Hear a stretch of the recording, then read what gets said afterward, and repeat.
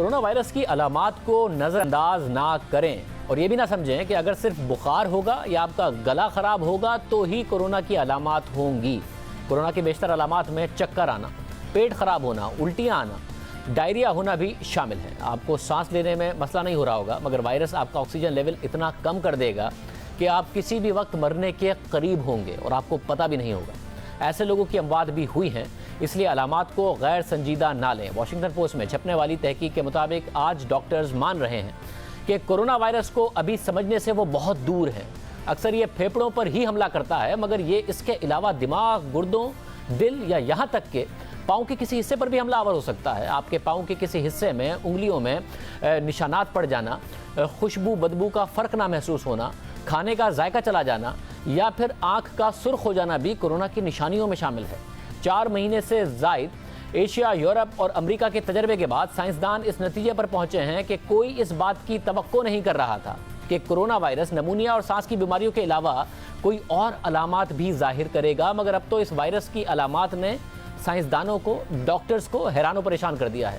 کبھی یہ دل پر حملہ کر کے اسے کمزور کر دیتا ہے اور دل کے دورے بڑھنے کا خطرہ بڑھ جاتا ہے، کبھی یہ گردوں پر اتنا بڑا حملہ کرتا ہے کہ اکثر اسپتالوں میں ڈائلیسس کرنے کی مشینیں کم پڑ گئی ہیں، کبھی یہ نروس سسٹم پر اتنا بڑا حملہ کرتا ہے کہ سونگھنے اور ذائقے کی صلاحیت کو ختم کر دیتا ہے، اور کبھی خون کے خلیوں میں اتنے بڑے لوتھڑے بنا دیتا ہے کہ دماغ کو یا پھر دوسرے اعضاء کو خون کا بہاؤ نہیں ہو پاتا اور فوری طور پر موت واقع ہو جاتی ہے۔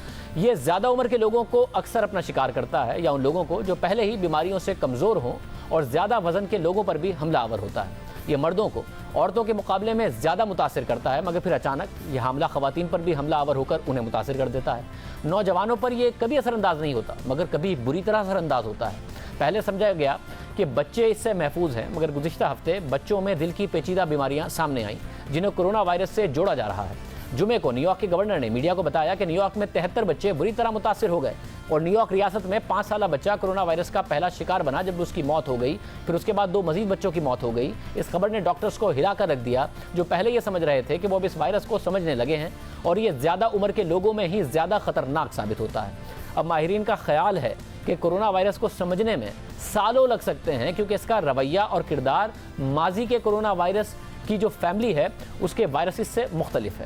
دوسری طرف مغرب میں یہ بحث ہو رہی ہے کہ کورونا وائرس سے موت یا تو بہت بوڑھے یا پھر بہت بیمار افراد کی ہوتی ہے۔ جو لوگ مر رہے ہیں انہیں ویسے بھی کچھ ٹائم میں مر جانا تھا، کچھ ٹائم پہلے تک یہ بات بھی کہی جا رہی تھی کہ وہ جو لوگ مر رہے ہیں وہ یا تو بہت بیمار ہیں یا پھر وہ بہت بوڑھے ہیں، اس لیے انہیں کچھ ٹائم میں ویسے بھی مر جانا تھا۔